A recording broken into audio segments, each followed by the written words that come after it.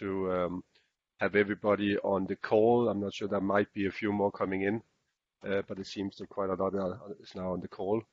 So just a few practical remarks. I can see many of you have your videos on. Some of you haven't. Feel free to have your videos on. We like to see people these days, as you know. So, but obviously, if you have bad internet or low internet connection, it might be actually an advantage not having it on. So obviously, that might affect your voice. So the voice is more important than the picture, I think. But still, if you have a video, that's fine. Please have your mics on mute. And then I think we would be ready to start. Just another thing is that lots of greetings have come in on the chat, which is fine, obviously, that we've had a little bit of chit-chat also here from the beginning before we start the meeting. But please do not use the chat as of now for other things than if you want to ask questions, then please use the chat also to, if you want to put a question in writing, feel free to do that on the chat. Or if you want to intervene, have a question, have a comment, then you can also report yourself on the chat. Under the people's function, there's also a raise hand functionality, and feel free to also use that one. I can see that we have one having raised hand. Vladimir, you have raised your hand. I'm not sure whether that was just a test, but you can raise your hand under the people's function as in the bar that says raise hand. So a few practical remarks before we start the session here, but with that I would ask the President to start the meeting and welcome you all. So please, President, the floor is yours. Thank you, Thomas. You can also see that there's actually 43 people right now joining us. I don't know what is the maximum, but I think it's a good number, and very warm welcome to all of you.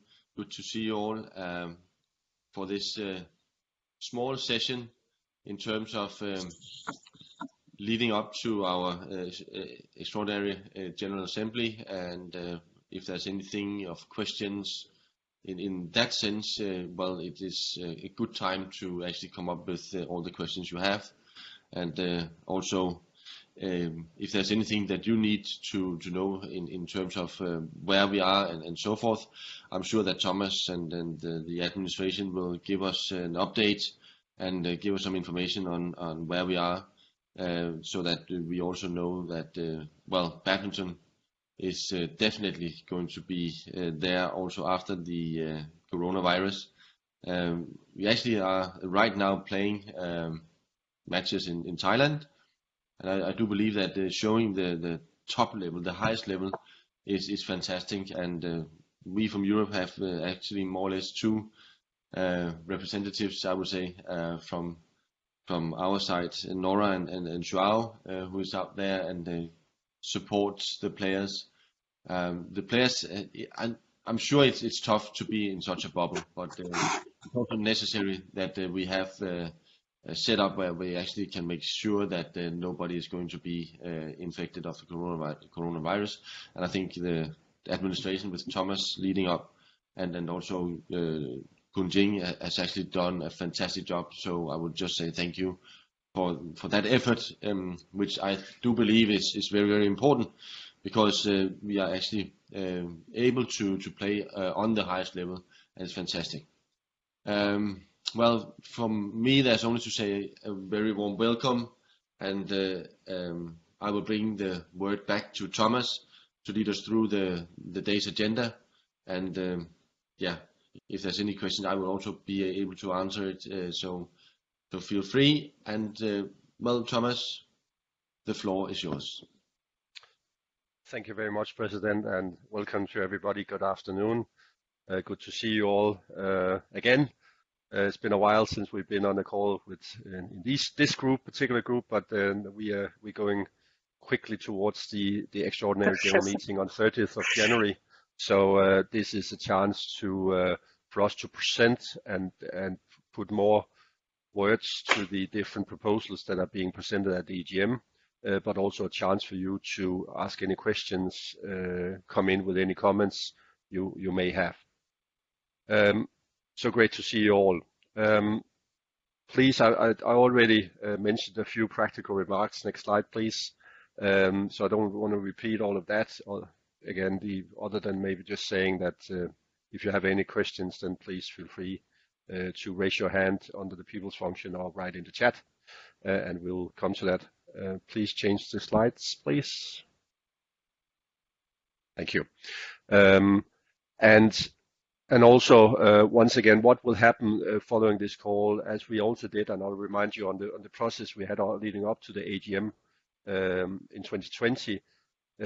Any questions, any interventions that relate to the questions on the agenda of the EGM, we will put those on a website so everybody is able to see and follow what is going to be said during this call, but also we had the first call yesterday with Oceania and Asia, and now those interventions, questions that came up there will be put on the website with answer Q&A, and the same will be done from this meeting, so everybody can follow what kind of questions, what kind of interventions and comments is being made from the different continental and different member associations around the world. But otherwise, we'll just quickly go through a number of practical remarks, and I'll not spend too much time. I'll go a little bit quick, and then I'll stop, and you can ask any questions before we go into a little bit more detailed presentation of the actual proposals. But just a little bit of background and also a little bit of COVID-19 updates that is relevant for what we're doing here as well. So next slide. So there will be 3 points on the agenda: getting ready for the virtual EGM, and then the EGM agenda, how to vote for the proposals, some practical remarks, and then we will go into a detailed description of the different proposals. To do that, I will have the BWF COO, Stuart Boyer, and the Head of Governance and Legal, Thomas Delay, to help me make some of those presentations, but that will come in a little bit later. Next slide, please.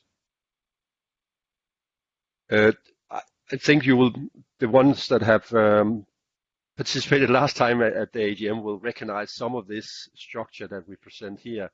It's very much the same structure that we used leading up to the AGM in 2020. We made notice of the EGM on the 4th of December, and then we had a webinar on the 18th of January, just a few days ago. There was a little bit about the EGM, but also mostly a little bit more update around COVID-19, how it affects our world, you guys out there in the member associations, but obviously also international badminton, the players, and how this all affects have affected the past, but also how it's likely also to affect the future and leading in and into for probably far into this year. But what we call the virtual EGM integrated process is in reality the whole process of different steps we take towards the EGM. Important to note is that the EGM will mostly be a voting process. So the EGM on the 30th of January is mostly designed to actually for you to give your votes, your rights as members, to vote for different proposals. But therefore, to be sure that everybody can be heard, get clarification on any questions you may have, we have set up these calls. So there are 6 regional video calls being set up from the 20th to the 27th. And that's really the chance to interact, to intervene, to let your voice be heard to the other member federations. And as I said, all of those voices, all of those questions, all of those interventions will be actually shared across to all member associations across the whole world. So we'll have 4 video calls in English, 1 in French and 1 in Spanish. Anybody is free to actually participate in any of these calls. It's not so that this European call is designed only for Europeans, but obviously it fits your time zone better. So it's really more set up in time zones so we can accommodate the time zones in the best way possible. But if you wish to participate in other calls, you're free to do so, and you just need to register yourself with the BWF office to get a link to participate.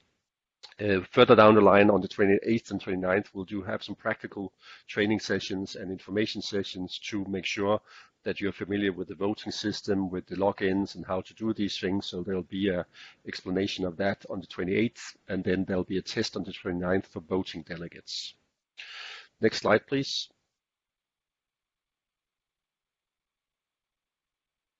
The EGM agenda you will be able to find on the website. We're just waiting for the next slide to turn. There you are. And you will be able to find both the EGM agenda on our website and the next year A. And next year, I'm not going to talk a lot about that because that's what we are going through today over the course of the next probably 40 to 50 minutes. On the next slide, we just have a few advices. Obviously, please review the agenda. Most of you probably have already, but review the agenda carefully, read the annexures. Especially annexure A has slightly some technical details in it, so that's obviously important for you to familiarize yourself with, but we will go through that a little bit later. And obviously, if you have any questions after this call that you haven't been able to ask during the call, feel free to ask through email. Write an email to the BWF administration, to Stuart or to Pat that you are probably familiar with. We will respond to you, but we will also share your question and the answers on the website, as we have said before.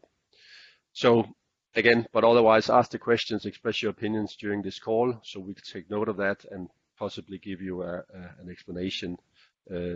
And obviously important is that you determine how to vote before you go to the EGM on the 30th of January, whatever the internal processes are in your member federations, whether you are authorized to vote or whether you need to talk to your boards, but be sure you instruct your delegates on how this is going to be set up.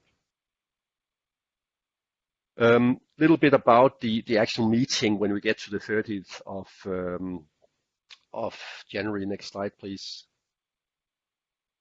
Is that the chair's role will be as it normally is. It's the president who will be leading the meeting.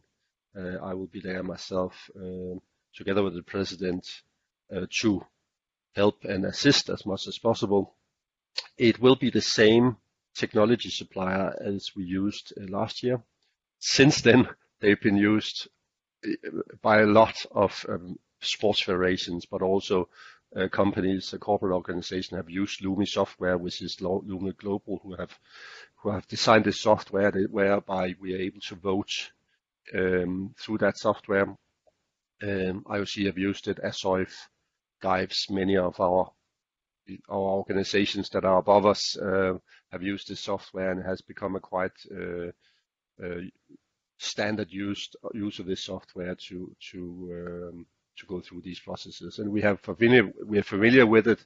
We think it went fine last time we used it, and therefore we have chosen to use it again for the EGM on the 30th of January. There will be, as you have experienced before, 3 scrutineers. Come back to that, as we always have, obviously with a slightly different role. And this time we're also going to introduce an independent lawyer. We also call it, it's a little bit a fight of words maybe, but we also call it a notary. There are some technical differences legally how notaries and independent lawyers are used in different countries. We call it an independent lawyer or a notary that will actually be present together with the people sitting with the technology provider. The technology provider will be sitting in Singapore. So there will be an independent lawyer sitting with the people in Singapore to oversee that everything is going as it should be going. Next slide is about a little bit more detail about the scrutineer's role, because the scrutineers, just remind us again on what that is. What are they actually doing? Normally they would be counting the votes during the meeting, but as software is now taking over that role, then the important thing for the scrutineers to check before we go into the meeting is really that all the data that is the basis of how the votes are being calculated are put into the system correctly. So as you know, every member have different votes. Some have 1, some have 2, some have up to 5 votes.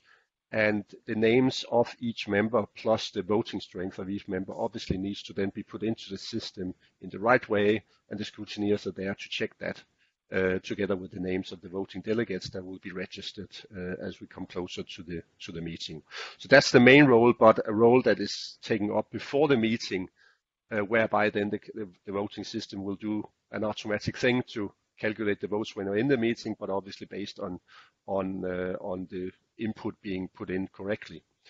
Next slide then is then about the independent lawyer, which will have a similar role that will also check all the data and so on. So we kind of have 2 checks, but the independent lawyer will then be present on site to check that everything runs smoothly. The independent lawyer will, or the notary will call the ballots open and closed. So the time is the same. We'll take a little bit of the job that we did last time between the president and myself.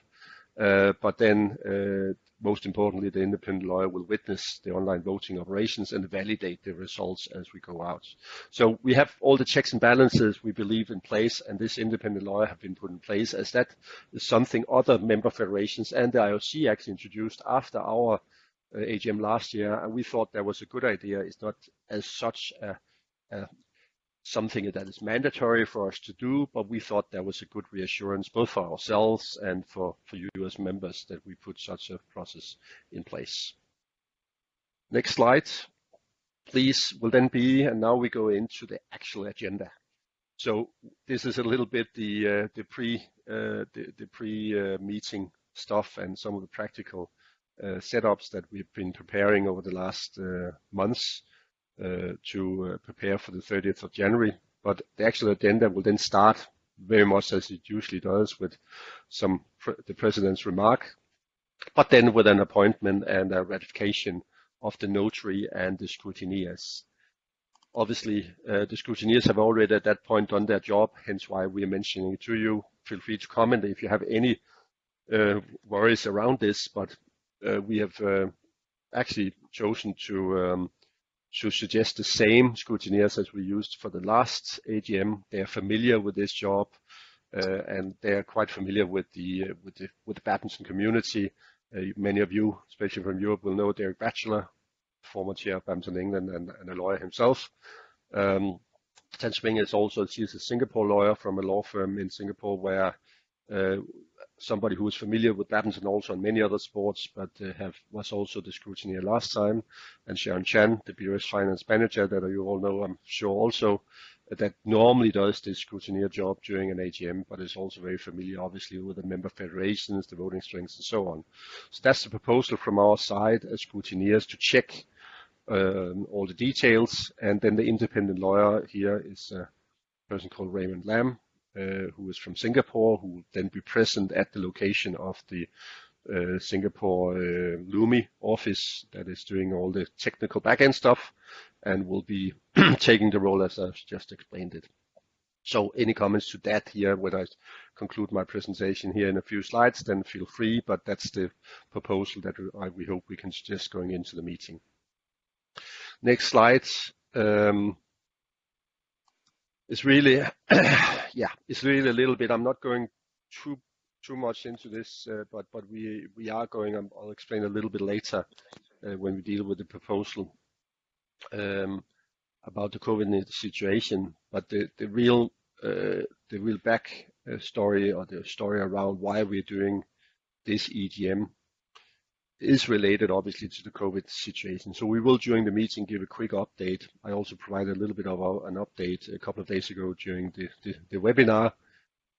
But we are going to put forward as a proposal before we start the EGM for you as the members to ratify the decision by Council to hold this virtual EGM, to be sure that we have the backing of you as the members to hold the EGM.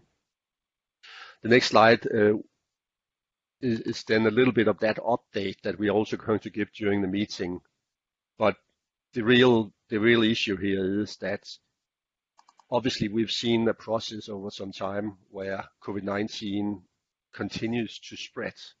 We had hoped that this would have, not have spread as quickly. We had seen that going into November, December, there was many things in place that people hope to get their hands and heads around this in different governments and territories, but there's then a new strain that has come out from different countries, both well known as the UK mutant virus and the South African, and there's probably more out there, not particularly connected to any particular countries, but obviously they are named after where they were discovered the first time. And that is then increasingly meaning that we have travel restrictions and increased travel restrictions in place.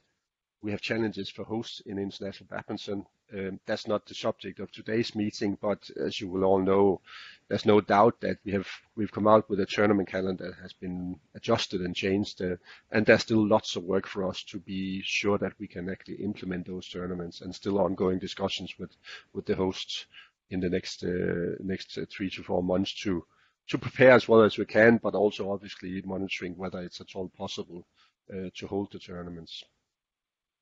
And we have seen already cancellations of some tournaments in 21 where simply the restrictions that they work with nationally have made it impossible for these tournaments to take place.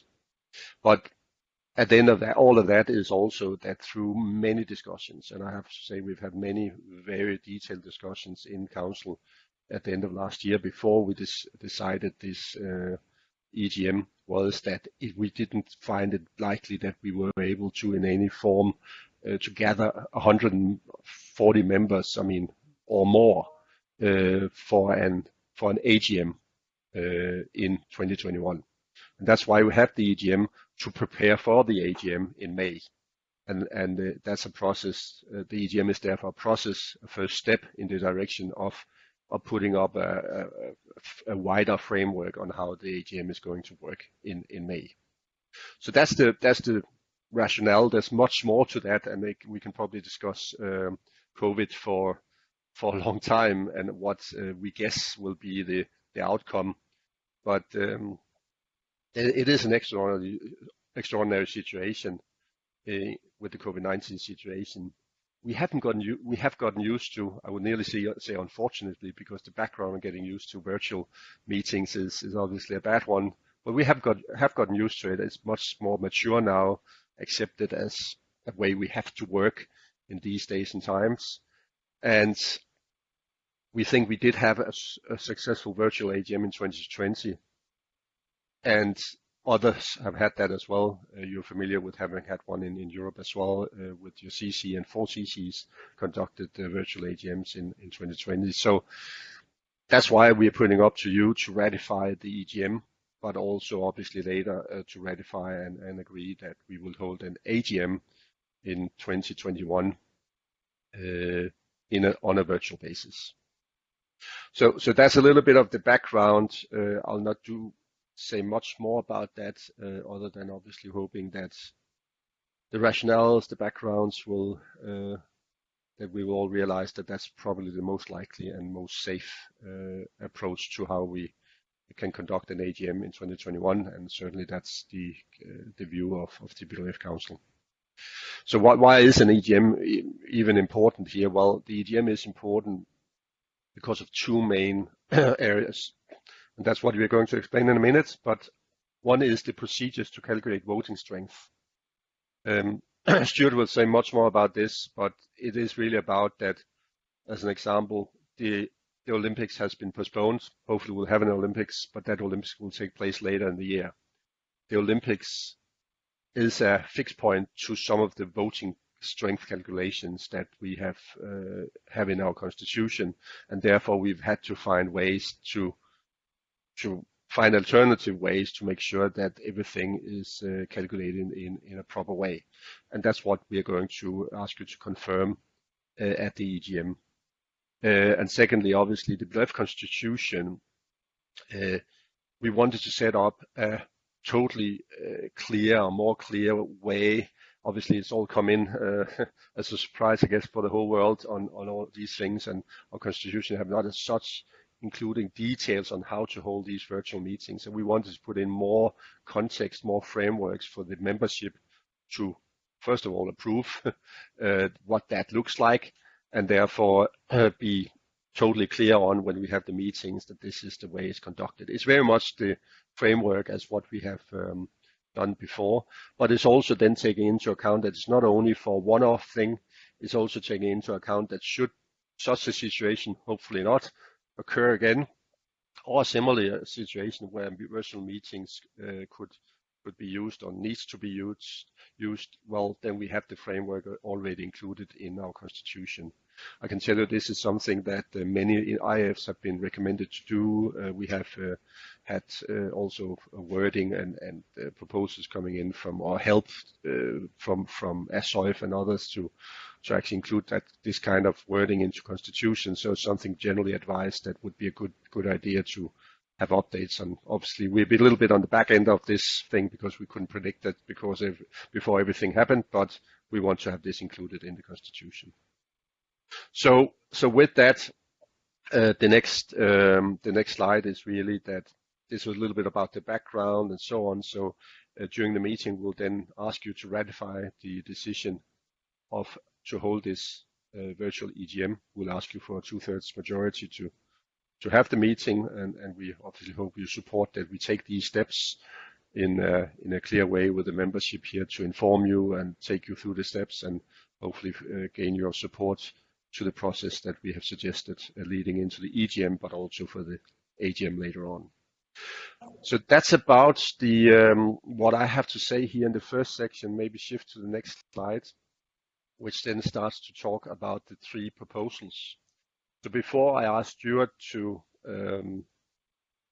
go through the first proposal, I just wanted to hear if anybody have any questions at this point to some of these practical setups. As I said, it really looks like very much like what we did at the AGM last year, except for the notary or the independent lawyer that we have added as an extra element to have checks and balances proper in place.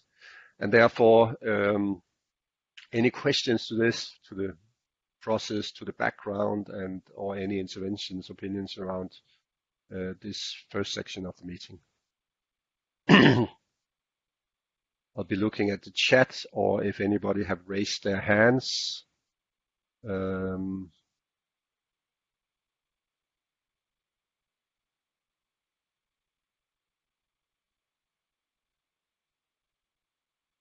Of course, if you want, I mean, you can also just unmute your microphones if need be and speak. And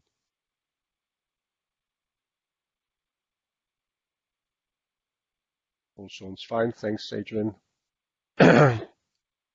But anyway, if you don't have any questions at this point, we'll obviously share materials with you. If you have any questions later on after the meeting, after you've absorbed all the technical details and all the information that we throw at you here within this hour, then feel free to write to us, and we'll certainly come back to you and give you more information. It is key, and we do think we fully appreciate that when doing these processes, what we're doing right now is maybe the most important part of the whole meeting. I know voting is the last part and also important, but but our ability to update you for you to understand what we're trying to do is the most important thing for us. Otherwise, we won't be able to get an informed result when we get to the voting. So any questions, please feel free before or after the meeting. But with that, I think, as I don't see any interventions, I think I will ask Stuart to give you more information on the next point on agenda point 3, which is all the proposals that will start with the proposal around voting strength. So please, Stuart, the floor is yours. Thank you, thank you, Thomas, and hello to everyone attending this afternoon's meeting. The first part of the agenda really relates to, or the first proposal from the Council relates to the voting strength. And as you know, there is a differential voting system that the BWF has. Most members, I think about 130 members, have 1 vote, as being a member of the BWF, but other members have more than 1 vote, 2, 3, 4, or even 5 votes. And in the Constitution, this is calculated over what's called an assessment period. So the first point on the slide there, and the assessment period which is just finished is used for the next 4 years. So it's a fixed 4-year voting strength period. So the assessment period was from the 1st of October 2016 until the 30th of September 2020. And what happened during that period is used to calculate voting strength for the membership from the 1st of October 2020 through to the 30th of September 2024, and any meetings that happen during that period. Subscriptions are linked to the voting strength. So members who have 5 votes have a much larger subscription payment, annual subscription payment, than members who have 1 vote. The difficulty for last year, in terms of the last year of the calculation of the assessment period, or during that assessment period from March through to October, there was a lot of impact in terms of some of the criteria. And at the bottom of the slide, you can see there were 3 main areas that affected the way we had to look at the calculation of the voting strength. First of all, we had many tournaments who were cancelled last year, and for the purposes of the calculation of the voting strength, there was actually 29 tournaments that were cancelled that would have been used to help derive a figure in terms of one of the criteria, which we'll talk to about in a minute. Secondly, the world ranking was frozen on the 17th of March 2020, and so one of the criteria relates to members who have players in the top 40 of the world ranking can receive 1 additional vote. But that world ranking is based out of April for the qualification for Tokyo 2020, but we didn't get there. It was frozen on the 17th of March. And lastly, as Thomas has mentioned, Tokyo 2020 hasn't been delivered yet, and there is one of those events that was part of the calculation. So any member who qualified players for Tokyo 2020 would be able to use that as one of the events to help in the calculation for that criteria. So there were a few things last year that affected the way the council had to look at the rules and look at a fair way of dealing with this, and they've applied some principles and some procedures which they would like the membership to confirm at the EGM on the 30th. So Rachel, just go through the next slide. So there are there's not 3 areas. Just to remind you that on the 2nd of December, we actually sent to the membership a spreadsheet that looks like this, and it's published on the website.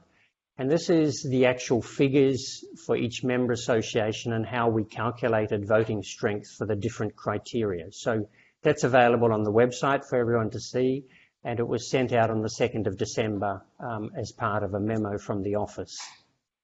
And I guess the last point to make really is that in every 4-year period, not huge numbers of members are affected by going up or going down in terms of the voting strength. And it's usually by 1 vote or down by 1 vote, depending on how the 4-year activities in international badminton took place during the assessment period. So there's not usually much movement. It's not usually affecting so many members, but it's really important that the council provides a really fair process given the impact of COVID last year. So Rachel, the next slide, thanks. So here's one of the criteria that was affected, and this is about tournament participation. And so it says here in the Constitution, 1 additional vote. And the wording in the Constitution says participation in 7 out of these 12 events during the assessment period. So if a member participates in 7 out of those 12 events, they can get 1 additional vote. And the events for the last 4 years were the Sudirman Cup, individual continental championships, and there's a maximum of 2 of those because normally there are 4 in a 4-year period, but you can only count 2 of those. World Championships, there are 3 events in a 4-year period, and the Olympic Games. So the events in yellow are the ones that potentially were affected by this calculation. So we did some analysis, and we first of all looked at continental championships, and there were 3 that were cancelled last year, and that was Asia, Europe, and Pan America. But we discovered that actually there was no impact by any individual member there because of this 2 out of 4 possibilities. So everybody was covered with that. So this first one up there, individual continental championships, had no impact on the calculation. But of course, the second one, postponement of the Olympic Games, did have an impact because we've still not had the Olympic Games, and that was actually one of the 12 events that were listed for that 4-year assessment period. So the procedure that the Council adopted and applied to the calculation would follow these principles here. First of all, the Council adopted what was called a transition criteria. So instead of having 7 out of 12, the criteria applied was 6 out of 11, because the 12th event was the Olympic Games, which is still yet to be hosted. And we calculated the voting strength based on 6 out of 11, the transition criteria. So after the Olympic Games this year, we hope all going well, we'll use the 7 out of 12 events criteria and we'll adjust the voting strength based on that. So members who have players going to the Olympic Games could count that event as one of the 12. So we'll use the 7 out of 12 events and make the adjustments to the voting strength. However, if there's no Olympic Games this year, we'll just use the transitional criteria, the one we've used already, 6 out of 11 events. So this is one of the areas, the criteria, and that's tournament participation, and you can see some of the problems we had, but you can also see the procedure that the Council applied for the moment until we get the Olympic Games covered off. Next one, Rach. So the second criteria relates to world ranking and a world ranking list. And so the Constitution says having one player or more in the top 40 world ranking in any of the 5 disciplines as per the world ranking list for the qualification for the most recent Olympic Games held. So as we said before, there's a bit of a problem here because the world ranking list was frozen on the 17th of March. The list that would have been used for this calculation was actually the 28th of April 2020, but we never got there. And of course, the revised Tokyo qualification regulations actually states that the 4th of May list this year will be used as the qualification list for Tokyo 2020. So the procedure the Council adopted in the calculation was to use the 17th of March 2020, which was the last ranking list, as the interim world ranking list to make the calculation that we've already sent to you. In May 2021, we'll use the 4th of May 2021 ranking list and make adjustments to the voting strength. And of course, that will be in time for the AGM on the 22nd of May this year. So we'll make that adjustment in time for that. If the world ranking is frozen in 2021 and we don't really know what's going to happen, we'll use the closest world ranking to the 4th of May. And if Tokyo 2020 is cancelled, I think we've got a slight little mistake there. We will use we'll use the world ranking that's closest to the 4th of May to use that calculation. So that's it. Rach, can I have the next slide, please? So the next one is about hosting tournaments, and in the Constitution it states that hosting at least one of these events in 3 out of the 4 years of the assessment period means you can have one additional vote. And so the categories of tournaments for the last 4 years has been Super Series, Grand Prix events, International Challenge, or the equivalent World Tour events. So that's the criteria. So hosting one of these events 3 out of 4 years. So we looked at the situation there, and from March last year through to September, when this assessment period finished, there were 29 tournaments that were cancelled.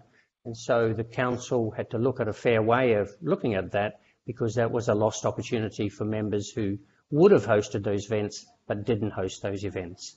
And there were 17 tour events and 12 international challenge tournaments that were affected that couldn't be used for this criteria. Secondly, we analysed we looked at those members who had already hosted 2 events under the criteria and would have hosted a 3rd event in that period from March through September. And we discovered that there was actually only one member association affected by that, and that was the Polish Badminton Federation. The Polish Open in late March was cancelled due to COVID. They intended to host it, but actually couldn't host it because of that, and they would have got an additional vote had that been hosted. So the council discussed this and came to the conclusion that for that particular member association and that particular situation, that it was treated as if it was hosted, a force majeure event, and one additional vote was added to the Polish Badminton Federation for the calculation. So that was hosting tournaments and only one member association affected. And finally, there were two additional special cases really. One was in hosting tournaments, Chinese Taipei had a peculiar situation here. The rules say 3 out of 4 years to host three tournaments out of the 4 years. And Chinese Taipei in year 1 hosted 2 events that qualified. In year 3, they hosted 2 events that qualified. So technically, in the 4-year period, Chinese Taipei hosted 4 events in 4 years, but actually technically within year 1 and year 3. And so the council looked at this. Well, actually in year 4, they already had one planned for September, which had to be cancelled due to COVID. So the council looked at this, and the timing was slightly out of sync. Year 1, year 2, year 3, year 4, and part of the reason of that was the change from into the Tour and from Super Series and Grand Prix changing to the Tour and the changes of the calendar, which meant that on 2 occasions Chinese Taipei hosted 2 events in a single year. So technically, it didn't mean 3 out of the 4 years, but in fact, they did host 4 events. They would have hosted a 5th event. And so the council looked at this to say, this is a special case. They've hosted 4 events over the 4-year period. So they granted for this decision as one additional vote for Chinese Taipei. And finally, I think, Rach, the next slide. Okay. So that was the background to that. I guess 2 or 3 points just to finish off. 2nd of December, we sent this to the membership. So already the calculations for voting strength have been done. So at the EGM this 30th, we'll use that voting strength that we've already sent out to you. But of course, in that meeting, we're asking, or the council is asking, that the membership ratifies the interim procedures the council has used to calculate voting strength due to the disturbance that COVID-19 had. And with that, that's back to you, Thomas. Thank you very much, Stuart. Thanks for those explanations. So as you can see, as Stuart already explained, the third vote will be about ratifying this procedure that Council have discussed in big detail and come up with to deal with those special cases that unfortunately are unavoidable. I mean, not much we could do about the impacts of COVID on these things, but I think Council and everybody have really tried to find fair and appropriate solutions to this very extraordinary case. But we want you, obviously the members, to approve this and ratify that you agree with this before we go in to use all of these votes for agreeing to this. It's not moving a whole lot of votes, as Stuart have explained. It's not like moving the whole voting strength and balances out of sync, as it's quite stable still. But again, the detail needs to be correct here. So we will ask you in the third vote here to ratify and approve this to move on into this process, but obviously also taking into account what we'll then do leading into the AGM later on in the year. So any questions at this point? I appreciate this is a little bit more technical, but I think Stuart have explained it very well, but you can also ask questions both now, after, or if you have any opinions to it, then feel free to share. I'll be looking here at the chat. You can raise your hand. You can put questions in the chat if you wish. Just take the word. It's also fine.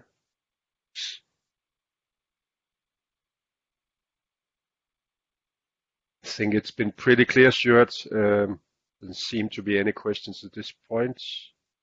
You will also feel free to come back if something comes up a little bit later in the meeting, but otherwise I suggest that we move on into the next point of the agenda, which is then a little bit more about the meeting format during general meetings, which is both the EGM but also AGMs, obviously, which we normally have. And for this one, I will ask Thomas DeLay to explain the thought process, all the considerations that have now been incorporated into our constitution. So, Thomas, please, the floor is yours. Thank you very much, Thomas, and hello to everyone. The objective of these amendments to the BWF Constitution is to refresh what we currently have. At present, general meetings, whether AGMs or EGMs, are understood to be physical, so in person. However, as we have seen this year, we need to create a new framework for virtual EGMs, and hybrid ones. By hybrid, I mean meetings where there are both physical participants and others attending virtually. Of course, this has ramifications on the Constitution, which we will present to you in this short presentation. We will also introduce a change we are making in order to allow for the AGM to be delayed beyond the 31st of July in exceptional circumstances. And finally, we will be introducing a little correction in relation to the application. So now looking at the first main article that is being changed, it's Article 15.29. And in this new article, we are explaining that AGMs may be held physically, virtually, or in a combination of both, that is hybrid. We want to emphasize that we want to make these new kinds of meeting as close as possible to the experience you would have in a physical EGM. So they should follow the same procedure with, of course, the adaptations that are necessary in a virtual environment.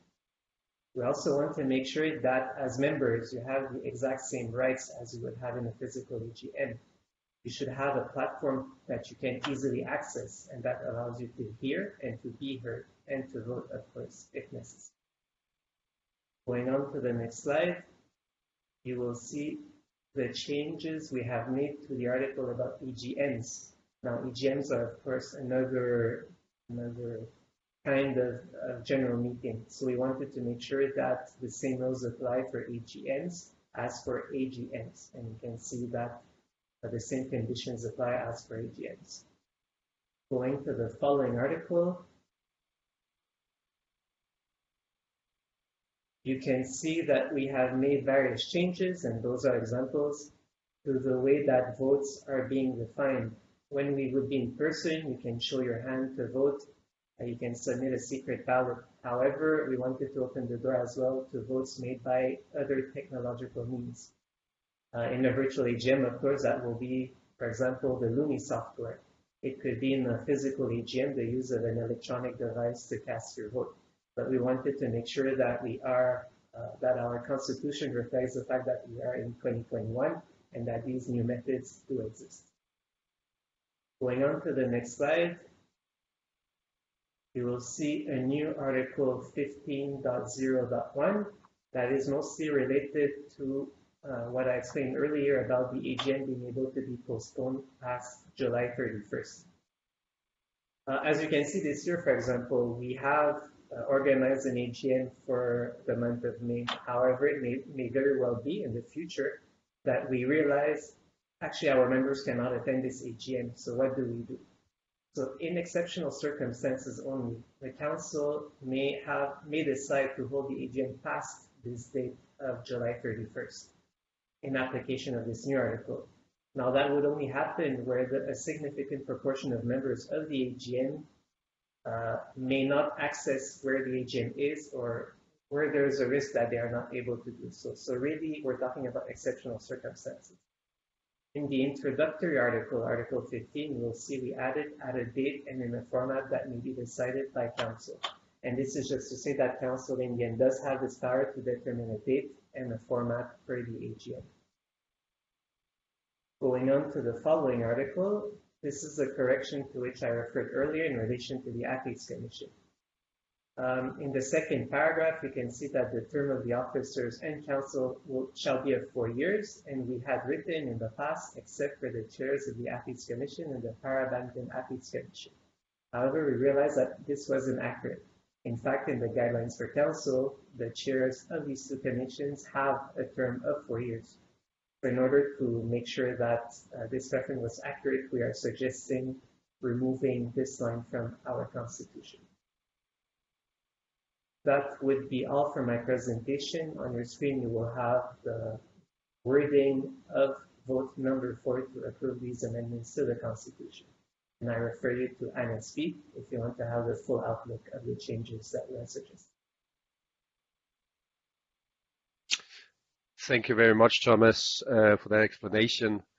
Slightly less technical, although still, I mean, very practical matters, but now put into legal wording in our constitution to make sure we have a well-documented constitution and obviously approved by the membership, both in terms of what's going to happen here in 2021, but also obviously for the future.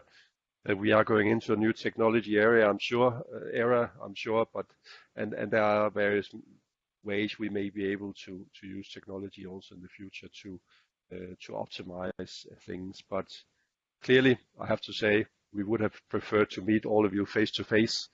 It is, in our opinion, also the best things, but under these circumstances, unfortunately not possible, and hence these adjustments to our constitution. So, any questions or comments at this point? Again, use the chat, ask questions or raise your hand. Feel free to intervene if you have any questions to this section that Thomas have explained very well, I think. And again, once you have dived into the agendas and the proposal a little bit more following this meeting, feel free to write to us if you have any follow-up questions.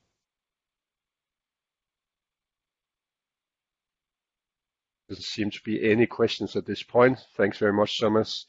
So I'll allow myself to move on, just to say that the Constitution will be put forward to you as a constitutional change, so that will be with a 2/3 majority, obviously. And we will ask you to approve this at the EGM in a week and a half time.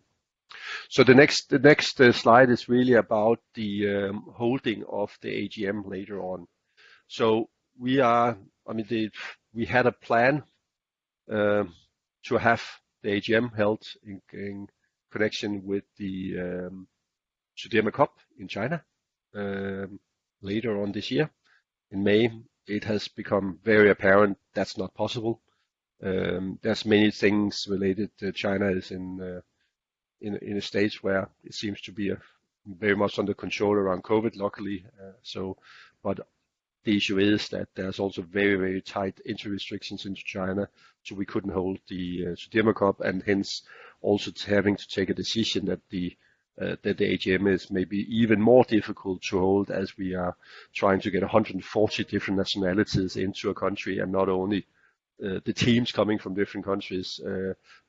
Maybe we could have gotten the teams in more easily than 140 nationalities, but clearly something we thought was totally impossible.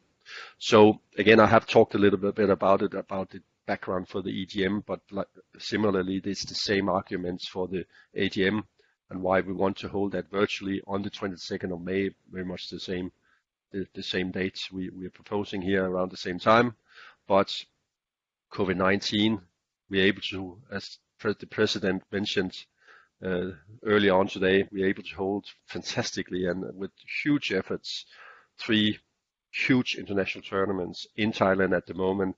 I can see our Deputy President, Kunling Patama, is on the call also today to follow what we are saying here and presenting here, but she's constantly, I'm getting emails from her from day and night here on all sorts of issues, and the team, both Badminton Association Thailand team and the BWF team, is working tirelessly through the day together with Xiao and Nora, who is present in Thailand, on getting these tournaments conducted. However, I must say, seeing this setup, realizing all the things going in, it's not necessarily something. It's not something you just do. It's extremely complex. It's extremely costly and resource demanding. for all parties, and thinking we can get any meetings held in the first 2 quarters of this year, and maybe even, in our view, for the rest of the year, a meeting where we get in 200 delegates, 140 nations into one location is simply not feasible. That would require, first of all, a nation that would receive all the delegates, which is challenging at this point in time. Maybe easier. We know there's a vaccine coming up. However, we don't know how the distribution will go across the world. Some countries are further ahead on that than others, but we are sure that there will be complexities still throughout the rest of the year around that. But also the fact that many countries will still have quarantine restrictions in place coming back from any country. And the issue here is that there's so many different approaches in so many different countries. One country will have entry restrictions for 10 particular countries, another will have for other 10 particular countries, and it's not, although there are similarities around restrictions, they are very much still very different when we look at it across the world. And that has just come to a conclusion from the BWF Council that it's not possible to meet face to face, therefore a virtual meeting is necessary. And we think obviously the meeting in May is particularly necessary and particularly important. It's one of the big meetings. I mean, I don't think any AGM is important, but obviously elections is due, and obviously that then provides a dimension to this meeting that only takes place every 4 years, and therefore obviously something where we think it's important to be sure we can conduct a meeting in a proper way and get our governance structure in place as we are expected to do according to our constitution. So that means, next slide please, that with all the experiences of virtual meetings, with rules and procedures in place following the EGM that supports virtual meetings, with secure electronic voting systems for the proposals and the elections, the oversight, the additional oversight, I mean a more mature process. I think we were not the first to have virtual meetings, AGM, the last year's AGM in July, but we were amongst the first. So obviously, at least within the sporting world. So I think we have a more mature approach. I think many of the things we did in July, we've seen everybody else doing, following what we did, but there's also been a few additions, such as the independent lawyer and the notary. But we think we have the experience. We think it's mature to have secure online electronic voting. Elections with integrity is important, and we think that's possible to do with the experience we have. So that takes us obviously to the last proposal on the agenda that follows all the steps about ratification of the procedures, the changes to the constitution, and finally that we will then ask for your approval to have the virtual AGM on the 22nd of May as proposed, whereby we'll move on with the process and we'll probably meet again in this way leading into that AGM. Just for your information, the EGM will be a very restricted agenda. EGMs we cannot discuss anything during an EGM that is not on the agenda as such, where an AGM is obviously slightly more a wider approach, where we also have more reporting. Discussions may come up on different topics, but obviously also the election process is important, very important. That will probably have a lot of attention leading into the AGM on the 22nd of May. So this is the last vote on the EGM to approve the holding of the virtual AGM on the 22nd of May. To be sure that this is obviously living up to all the standards, we are asking for a 2/3 majority of the votes cast, as it can be seen as a kind of a constitutional decision at the level of a constitutional change. So that's what we are proposing to the membership, and obviously, hopefully, we can get a lot of support for this process that we've explained to you today. So this is one of the last slides we've got. There's a couple of extra slides just to round off the meeting before I hand back to the president. But if you have any questions at this point to the AGM approach and leading into that, feel free to ask. or if anything has come up to any of the other topics we've discussed during the meeting, then feel free to ask any questions on the chat, or raise your hands, or just take the words. You're most welcome.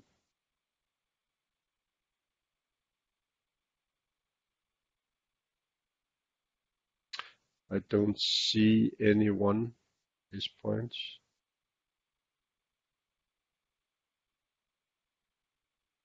There was a chat here. Very helpful. Thank you very much, Adrian. I hope that's, but again, don't hold back in writing to us afterwards. That's, we do see this as a very important process, as it kind of is it's already part of the meeting we are in here. So it is part of the governance process that we obviously is using this opportunity to be sure that you have a fair way of having your voice heard. So with that, I'll probably move on to the next slide, and that's just rounding off and saying again, follow the website. We will put more things up on the website. The core materials are already there with the Annexure 1A and B and the agenda, and for sure there will be more information coming in as we go through these different regional meetings to share with you what's happening on those. But again, you can also participate if you wish to. And next slide is then just the same reminders: review, read, ask questions if you wish, discuss the proposal with your boards, and make sure that you come into the meetings with a clear view on how to vote. The voting system will obviously be similar. There's a small change to the way the video will be integrated to how it was last year, but we will all explain that to you on the meetings going into before the meetings, before the EGM on the 30th of January. So 28th, 29th of January is important meetings for especially your voting delegate. There are small differences to what you experienced last year, and therefore I would advise everybody to actually be on those calls, even though you may have tried it before in last year during the July AGM. And then just lastly, the last one is just, any questions, feel free. Haven't seen anyone. And yes, Adrian, thanks very much. Again, I can see Kunyang Patsama is also acknowledged in here, but it is certainly great what is happening in Thailand, and we all grateful for all the hard work done and being able to follow our athletes playing around in Thailand and presenting top level badminton again to all our fans in every corner of the world. So unless there's any further questions, then it only remains for me to say thank you very much. We do see a little bit of light at the end of the tunnel, but unfortunately it will be a hard, challenging year again here in 2021.